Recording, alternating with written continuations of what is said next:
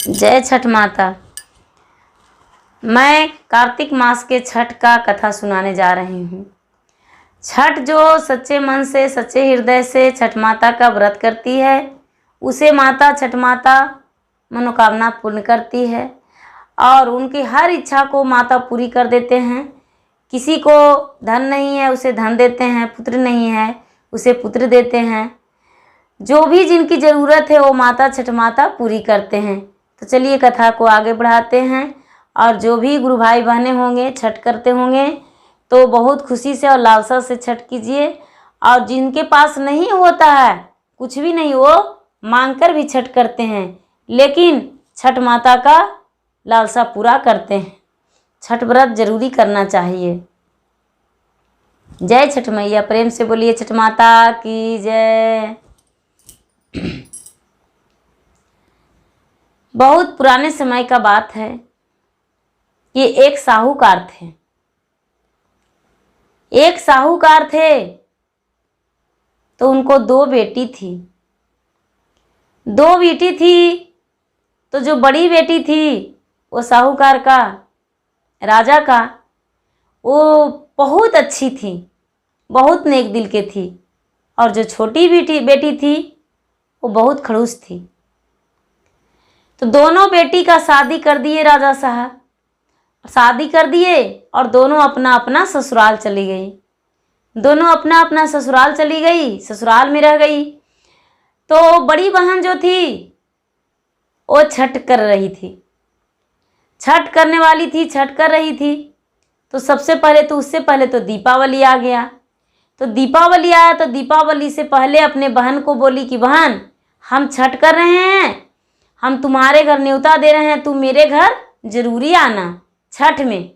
छोटी बहन बोली कि ठीक है बहन, हम दीपावली के बाद आएंगे, क्योंकि दीपावली है, एक साल का पर्व है, एक साल में आता है। अपने बच्चे के लिए अपना घर में ही तो रह सकते हैं ना, तो हम तुम्हारे घर आएंगे छठ के दिन। ये जो छोटी बहन थी वो छठ के नहाई खाई के दिन अपने बड़ी बहन के घर गई। और बड़ी बहन के घर गई तो ये जो बड़ी बहन थी वो देखी तो बहुत खुश हो गई कि छोटी बहन मेरे घर आई है। ये जो छठ का तैयारी कर रही थी तो साथ में ये भी मिलजुल के तैयारी करने लगी।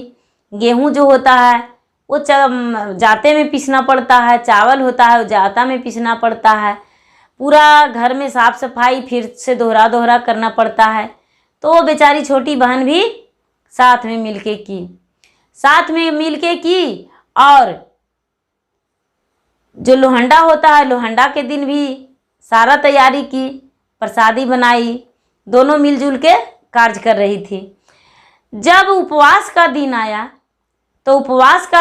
तो जो बड़ी बहन थी, उनके जो परिवार थे घर के, उसके पति थे बड़ी बहन का, तो बाजार गए और बाजार जाकर और फल लाए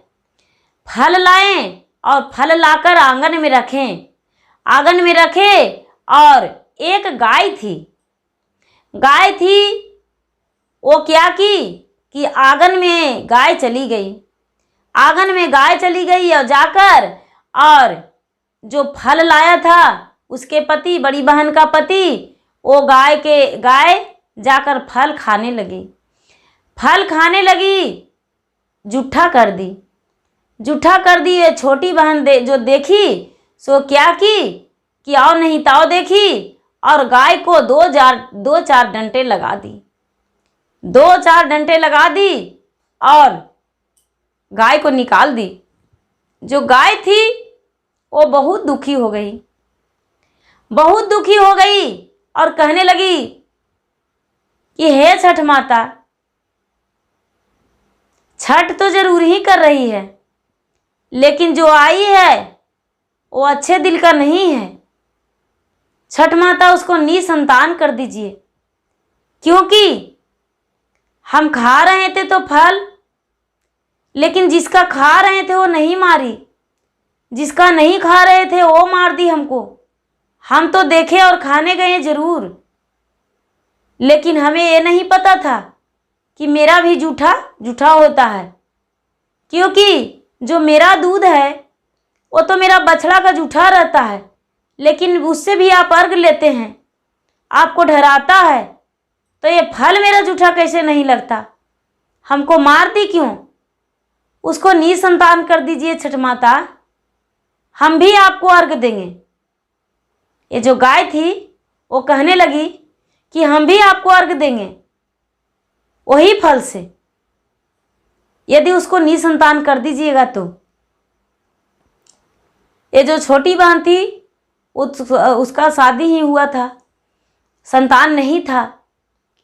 ये छठ माता थे, वो सोचने लगे कि गाय पुकार रही है मेरा, यदि गाय का पुकार नहीं सुनेंगे तो गाय और कुछ श्राप दे देगी।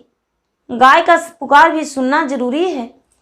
छठ माता जाकर गौ से बोले, ठीक है, उसका हम निसंतान कर देंगे, लेकिन संतान कैसे होगा उसको, पहले ये बता दो। ये गाय कहने लगी कि जब तक मेरा चरण 21 दिन लगातार नहीं पखारेगी, मेरा पूजा 21 दिन लगातार नहीं करेगी, तब तक उसका संतान नहीं होगा। माता, ऐसा हम वचन दे रहे हैं।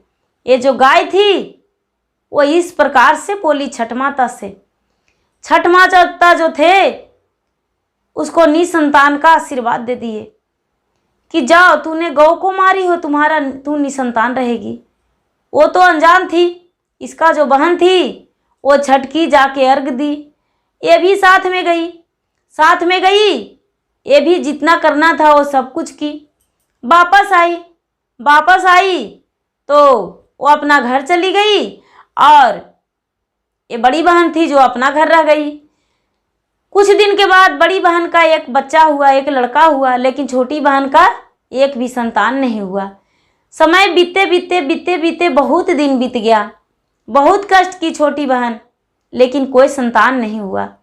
जब संतान नहीं हुआ तो उसके जो परिवार थे वो कहने लगे कि इतना डॉक्टर से दिखा रहे हैं, वैद्य से दिखा रहे हैं, फिर भी इसका संतान नहीं हो रहा है, क्या कारण है? कुछ नहीं, कुछ तो जरूर कारण होगा। तो गुरु पुरोहित को बुलाए आंगन में, और गुरु पुरोहित को बुलाकर कहने लगे कि देखिए पुरोहित जी, क्या कारण है जो मेरा बहू का संतान नहीं हो रहा है। वो जो पुरोहित जी थे इनको देखने लगे, इनका बहू को देखने लगे। देखते सारी बातें बता दिए कि देखिए, आपको जो बहू है, जिस दिन व्रत था, व्रत के दिन, उपवास के दिन आपकी बहू गाय को मारी है। गाय फल खा रही थी और आपका जो बहू है वो बहू मारी है, और गाय ने आशीर्वाद दे दिया है ऐसा, और छठ माता से मन्नत किया है, यदि इसको संतान छठ माता दे देते तो गाय अपना प्राण त्याग देती। इसीलिए छठ माता से आशीर्वाद ऐसा दे दिए हैं। ये जो सास थे वो कहने लगे, ससुर थे, कि तो पुरोहित जी अब कैसे होगा संतान? मेरा बहू तो गलती कर ही चुकी है, लेकिन अब तो कीजिए कुछ कृपा कि जिसमें मेरा बहू का संतान हो जाए। ये बोले ठीक है।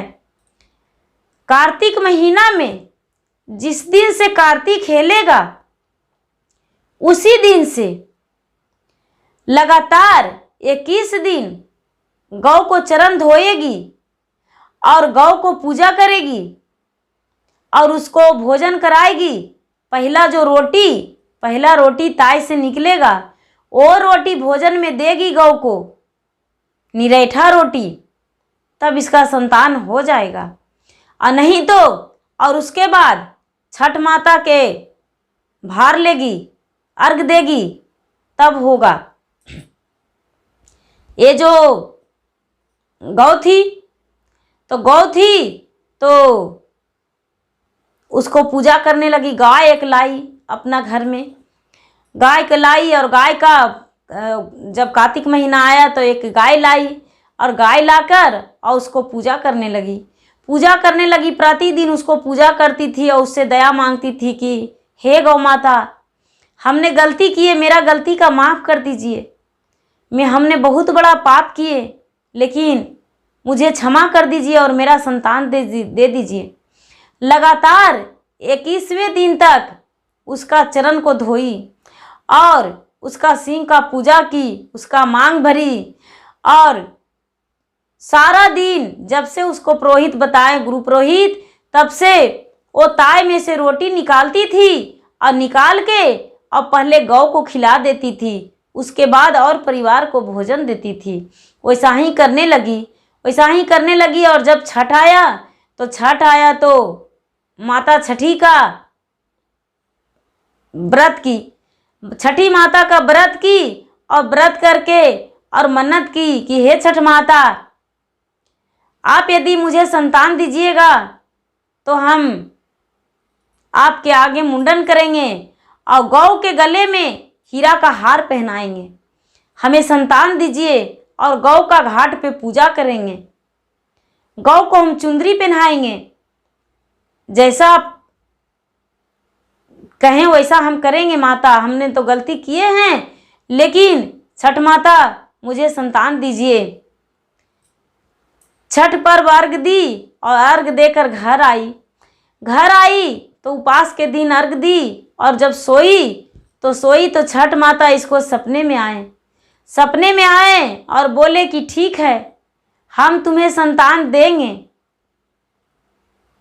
तूने ऐसा दोबारा गलती मत करना और किसी के साथ भी ऐसा गलती करने को भी मना करना, किसी को भी मना करना, कहना कि कोई भी पर्व करे तो गौ खाए या बालक जूठा कर दे, उसको मारना मत, उसको डांटना मत, उसको प्यार से हटाना और प्यार से लेकर रख देना, लेकिन उसको पर हाथ कभी नहीं उठाना, ऐसा करना होगा।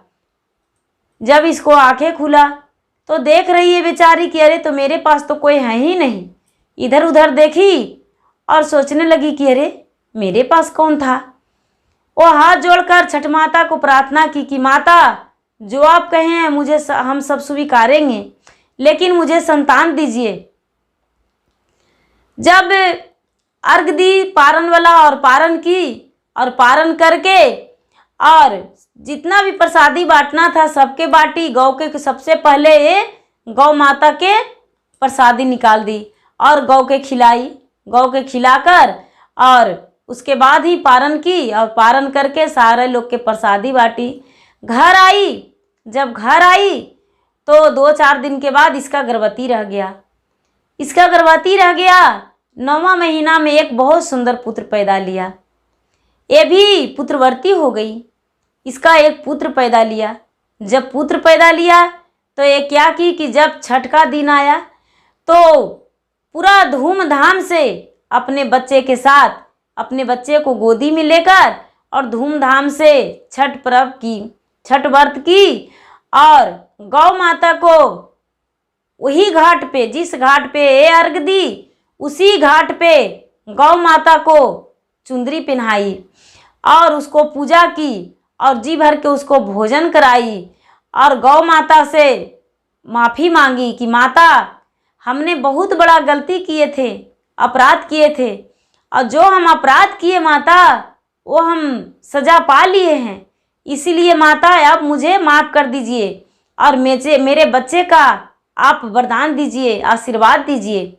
ये जो गौ थी, वो गौ जैसे मनुष्य अपने हाथ उठा कर देते हैं आशीर्वाद, उसी तरह गौ अपने सर उठा के, मुंह उठा के और बच्चे को सर पे अपना मुंह धर दी, सर धर दी और धर के और आशीर्वाद दी और गौ माता बोली कि जुग जुग जियो, तुम्हारा एक बाल भी नहाते समय भी ना टूटे और तुम्हारा शरीर अमर रहे और किसी प्रकार का तुम्हें कोई कष्ट ना हो। ऐसे करके और गौ माता आशीर्वाद दिए।